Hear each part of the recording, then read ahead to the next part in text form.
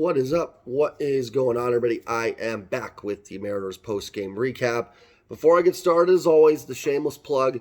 Hit that sub button if you're watching the videos and you haven't subscribed yet. Really helps me out. Again, just helps the video get out to more people, as does hitting the like button. So thank you to everybody that does. Keep the comments coming as well. Love the engagement. Thank you to everybody that comments on the videos as well. It means a lot to me.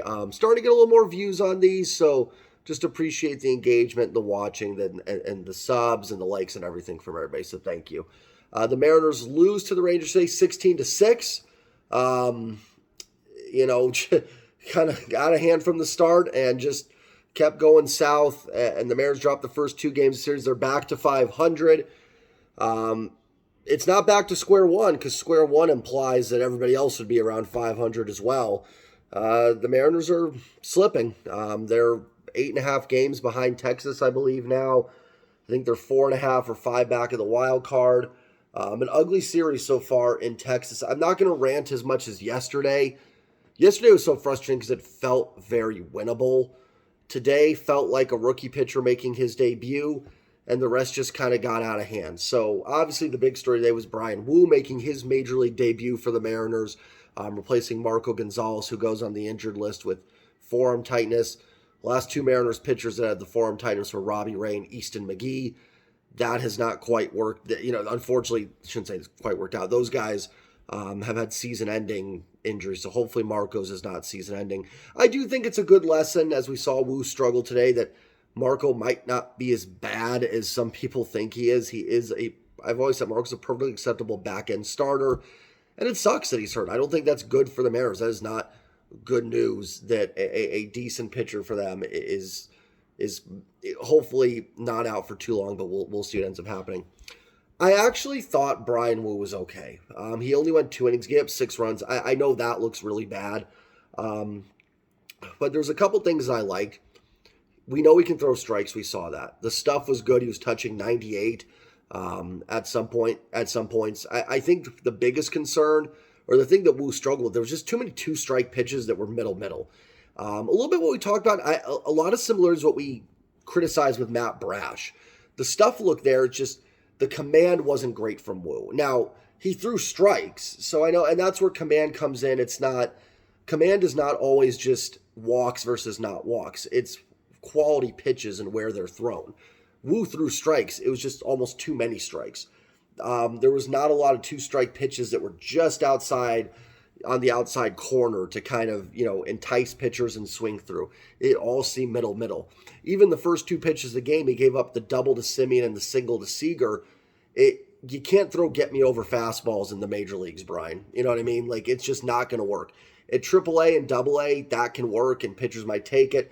And MLB, especially guys like Simeon and Seager, with how good they are, they're going to jump on that. So it's a good lesson for Bryan Wu. I think he's going to be fine. I do. The stuff looked really good.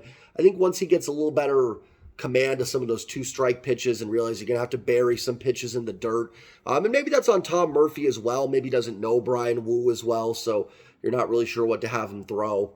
But nothing that I saw from Wu made me think, oh my gosh, don't make another start. Thought he was fine. I hope he makes the next start. I think he's going to be a lot better. In fact, I think his individual game FIP was like 1 or 0.9 or something. So now, again, like I always say, FIP isn't everything. You got to have that balance. Just because the FIP was low doesn't mean he was good today. He wasn't.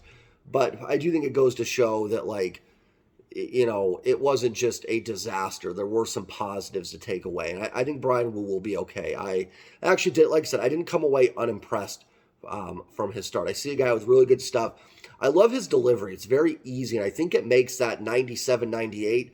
You look at his delivery and you think it's going to be like 87. Like it does. It's just very a relaxed delivery that Bryan Wu has. And I think that's going to help him because it's going to, I think, add some deception to his heater. So I actually thought Bryan Wu was fine. Now, the results stunk, but I think he's going to be okay. There was nothing. That's a tough first start in Texas against a really good offense. The bullpen didn't do its, I don't know. Like the bullpen was bad, but at that point it was getting out of control. The offense scored 6 runs, but there were still opportunities where they left guys in the first inning. I thought you could have said Murphy held up on that 3-2 pitch. It was borderline that he went. I mean, I think it was 50-50, not border. I guess 50-50 is borderline, but you guys know what I mean. I think it's fair to say he went around, but Inum could have easily said no. That makes it 2-0 there. Who knows if that changes anything. The Mariners in the fourth inning had the bases loaded, down 6-2 with nobody out. Could only squeeze one run. That's with France, Julio, Teo coming up. Caballero makes a bad base running error there. Cut down at the plate. So just some opportunities missed by the offense as well, but they do end up scoring 6, but some of that's in garbage time too. I don't know. Like, the offense was certainly better today than it was yesterday. And it's hard to get on the offense on a day when the pitching gives up 16 runs. And it's hard to get on Bryan because he's making his major league debut. It's just all of it put together. It's just frustrating to see this team at 500 that I think can be much better. And, the discourse, everyone's kind of got their sides on it. You got the people that, and losing to Texas is super frustrating because the people that were all about Jerry and Justin didn't spend enough money this offseason and whatnot. And maybe there's some truth to that for sure. But they are just loving the Texas Rangers winning these games. Seems like some of these people that are Mariners fans on Twitter are more concerned. Seem to almost be rooting for the Rangers in some ways. But teach their own. I'm trying not to tell people how to be a fan, so whatever you want to do. But it's definitely created a bit of a discourse this series. And listen, Texas has spent money, but a lot of it's the player development too, like Josh Young emerging, Adolis Garcia. Nathaniel Lowe is a big player. He was acquired by trade. Jonah Heim, I believe, came up in the system. Maybe he was traded for somewhere. Duran, a homegrown guy. So it's not just now. Simeon and Seager obviously have been a huge part of it, and that's good. That's good for the Rangers. That's two important signings for them. But it hasn't just been that. It's been a lot of that player development as well, and the pitching has held up for them. So they've done a good job. They've certainly done a good job with that with a quick turnaround. There's a lot of baseball left for certain, but they definitely look like. Not only have they invested in that free agent market, but that those homegrown players have taken the next step. And that's what I keep pointing with the Mariners. And when I do baseball recaps, it's tough because every day is a different game, and it's hard to have a narrative each individual game. I honestly sometimes wonder if I'd be better off just doing a series recap because you could discuss more. Because I end up repeating a lot of the same things, but I think that's just natural with baseball. You do something like football, it's once a week, a lot of new things come up. But I'm going to touch on something I said yesterday, and that's that, you can sit there and say the Mariners should have been more aggressive in free agency, and they should have spent more money. But if the core isn't succeeding, it's not going to matter. Regardless of what the Mariners did this offseason, they needed Ty, Julio, Teoscar Hernandez. These guys have to succeed. The fourth inning is a perfect example. 6-2 bases loaded. You got 2, 3, 4 coming up.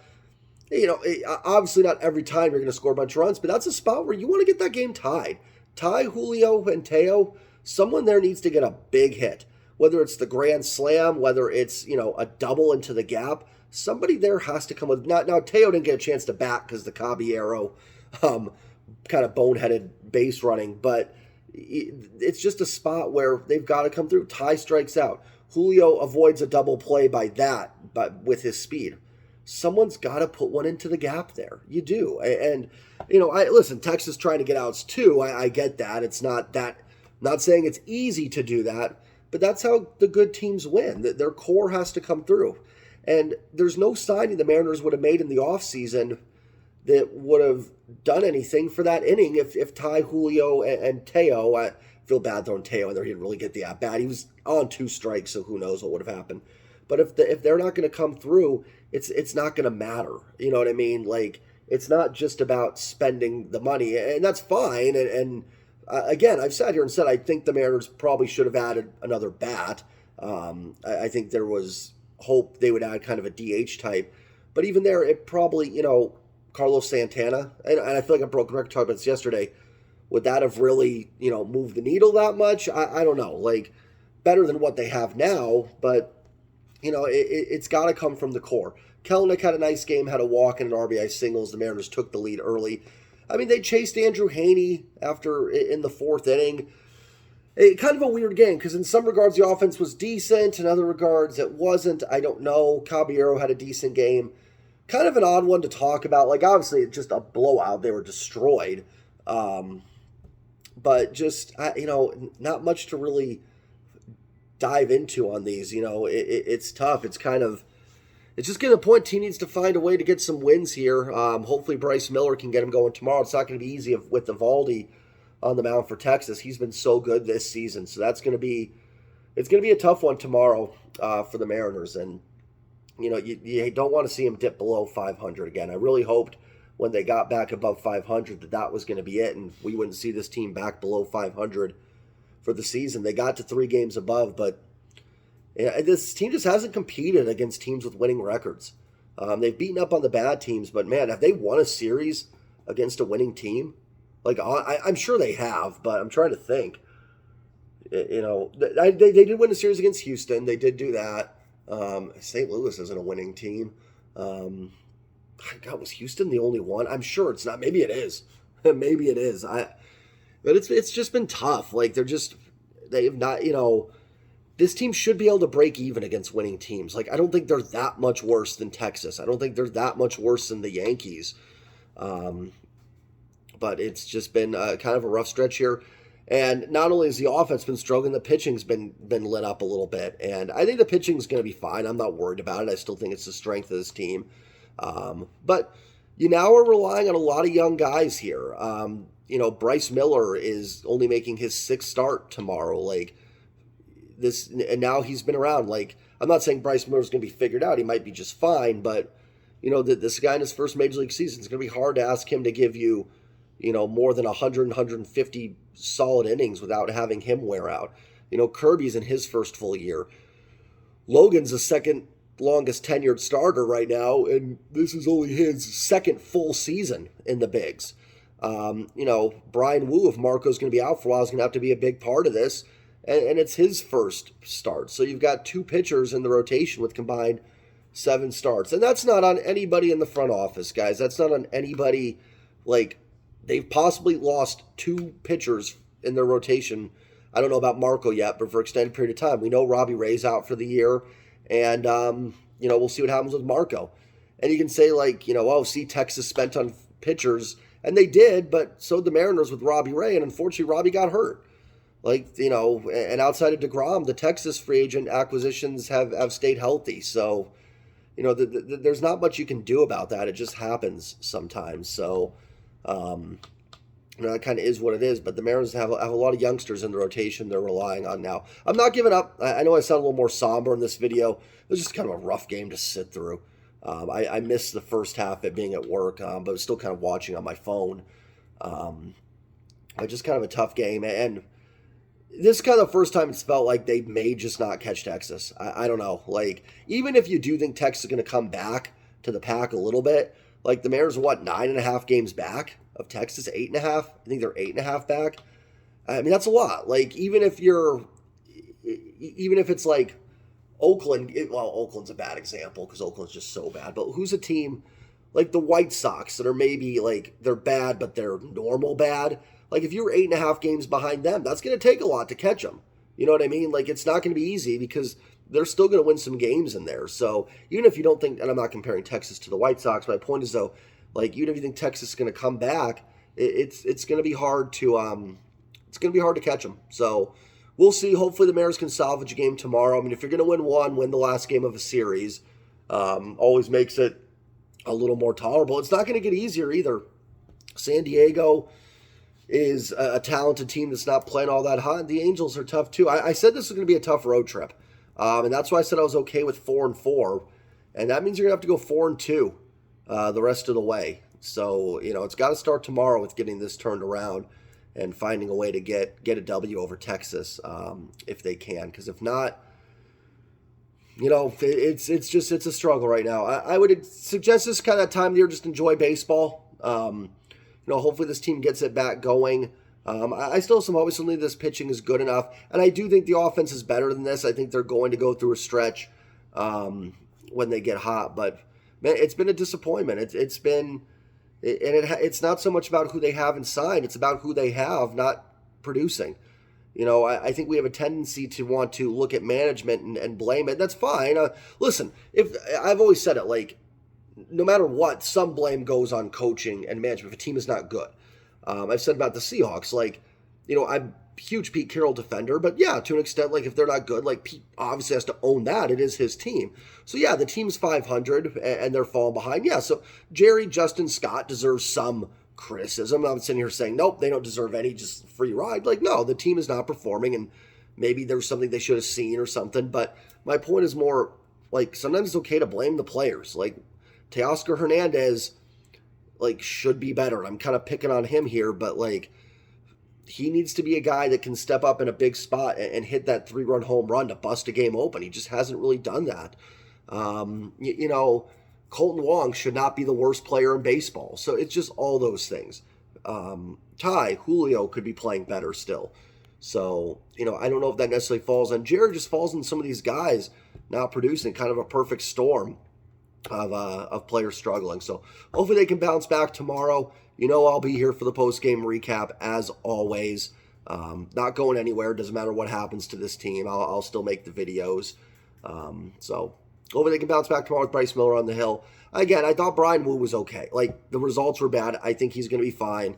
But yeah, these losses count, and they're dropping some games that they need to get. So hopefully they bounce back tomorrow. I'll see everybody tomorrow. Enjoy your Saturday afternoon, what's left of it.